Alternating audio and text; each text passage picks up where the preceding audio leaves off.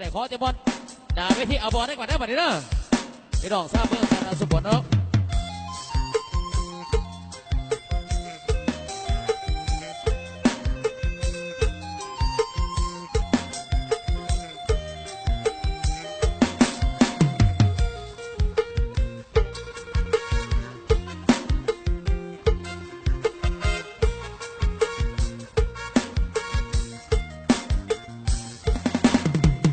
ยืนคอยน้องด้วยความห่วงใยสาวอุดมใสแฟนอายเจ้าไปไกลห่างปล่อยให้อายเหงาคอยเจ้าด้วยความอ้างว้างก่อนไปเจ้าให้ความหวังคอยนางจะหวนคืนมายืนคอยน้องอยู่วัดพุทธาสายลมโสยพัดก่อนจากไอ้หลังน้ำตาเจ้าไปอยู่ใสมือใดจะหวนคืนมาน้องเริ่มคำมันสัญญาหรือว่าน้องไปมีมาให้บุญบังไฟเงาลายบ่มีเจ้าเคียงน้องอยู่ในเวียง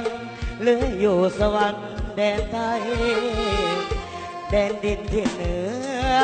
น้องเบื่อไปแล้วหรือไงเบื่อคนจนจนคืออายยิ่งใดมีไม่มาขอวอนไว้พระเจ้า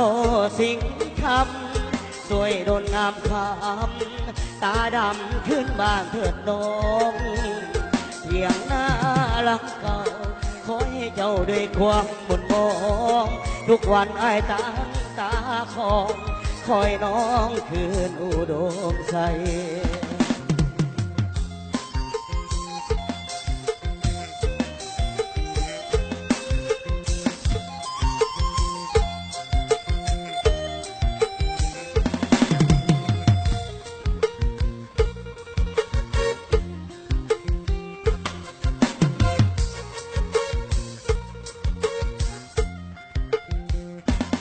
บุญบังไฟ